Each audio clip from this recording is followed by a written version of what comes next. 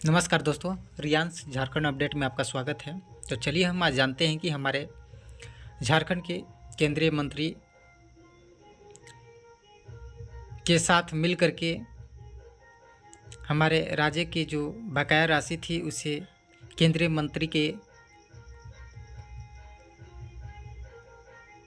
माध्यम से मांगने का प्रस्ताव रखा गया। तो चलिए हम इस वीडियो के माध्यम से आगे बताते हैं कि केंद्रीय मंत्री से मिलकर किशोर जो हमारे झारखंड के वर्तमान वित्त मंत्री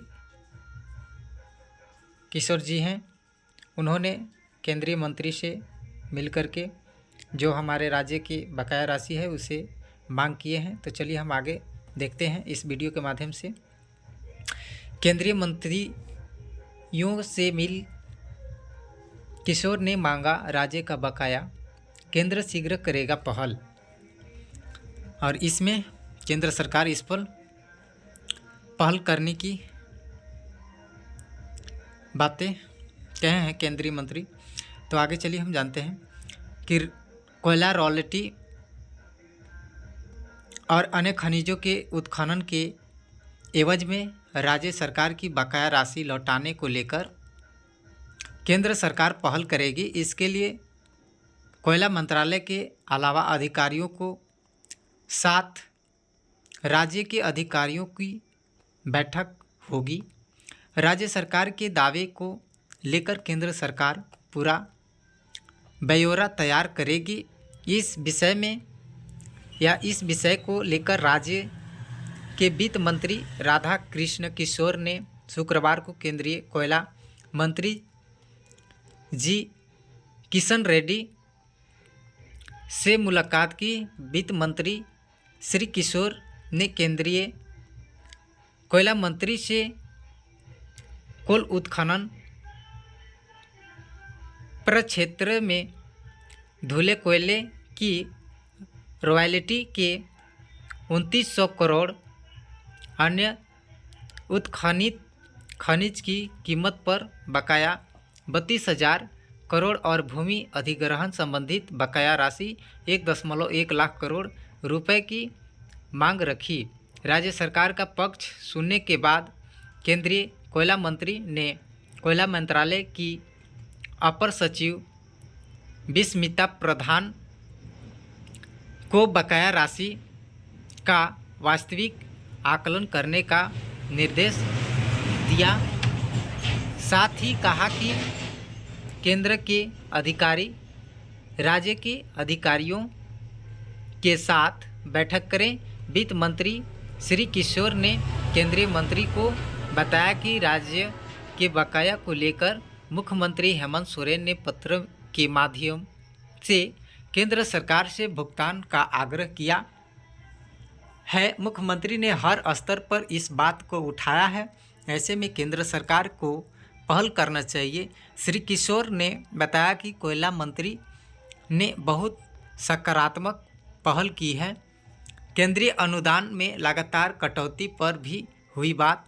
वित्त मंत्री श्री राधाकृष्ण किशोर केंद्रीय वित्त मंत्री निर्मला सीतारमण से भी मुलाकात की और बकाया राशि 1.36 लाख करोड़ राज्य को देने का आग्रह किया। केंद्रीय वित्त मंत्री को भी राज्य की ओर से बकाया का पूरा ब्यौरा सौंपा गया। राज्य के वित्त मंत्री ने दोनों ही मंत्रियों को बकाया से संबंधित स्मारक पत्र सौंपा। श्री राधाकृष्ण किशोर ने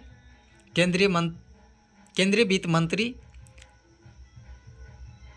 निर्मला सीतारमण को केंद्रीय अनुदान में हर वर्ष हो रही कटौती से भी अवगत कराया। केंद्रीय मंत्री को बताया गया कि सहायता अनुदान राशि में वर्षवार गिरावट आ रही है। वित्त मंत्री श्री राधाकृष्ण किशोर ने केंद्रीय वित्त मंत्री के समक्ष अनुदान संबंधित वर्षवार आंकड़े भी प्रस्तुत किए। आगे वित्त मंत्री श्री राधाकृष्ण किशोर ने दी जानकारी। केंद्रीय कोयला मंत्री ने मंत्रालय की अपर सचिव को बकाया राशि का वास्तविक आकलन करने को कहा। दिशा निर्देश केंद्र के अधिकारी राज्य के अधिकारियों के साथ बकाया के मुद्दे पर करे बैठक, इस बात पर भी चर्चा हुई। राज्य सरकार ने बकाया को ब्यौरा सौंपा, जैसे 2,900 करोड़ रुपए कोयला उत्खनन प्रक्षेत्र में कोयला रॉयल्टी और 32,000 करोड़ पर्यावरण मंजूरी के बाद उत्खनित खनिज की कीमत का बकाया। आगे 1,01,142 करोड़ भूमि अधिग्रहण संबंधी बकाया। 1.36 लाख करोड़ कुल बकाया राशि हुआ, जो कि केंद्रीय वित्त मंत्री के साथ यह ब्यौरा साझा किया गया और इसे सौंपा गया। आगे कृषि प्रक्षेत्र में केंद्र सरकार से मदद मांगी। श्री राधाकृष्ण किशोर ने केंद्रीय वित्त मंत्री को बताया कि झारखंड में आर्थिक दृष्टिकोण से कमज़ोर लोगों को संख्या बड़ी है। राज्य सरकार आंतरिक स्रोत से विकास के लिए संकल्पित है, लेकिन इसके लिए केंद्र सरकार का भी सहयोग चाहिए। राज्य में ST SC पिछड़ा अल्पसंख्यक और सामान्य जाति के गरीबों के लिए जन कल्याणकारी योजनाएं चलाई जा रही हैं। केंद्रीय वित्त मंत्री ने कृषि प्रक्षेत्र के लिए विशेष मदद का आग्रह किया। दुग्ध उत्पादन, मत्स्य पालन, पशुपालन और बागवानी आदि की योजनाओं को सुदृढ़ करने में केंद्र सरकार की मदद जरूरी है। केंद्रीय वित्त मंत्री से ग्रामीण अर्थव्यवस्था को मजबूत करने पर भी चर्चा हुई है। तो इस प्रकार से हमारे झारखंड के वित्त मंत्री ने केंद्रीय वित्त मंत्री के साथ हमारे राज्य की जो भी बकाया राशि हैं उसे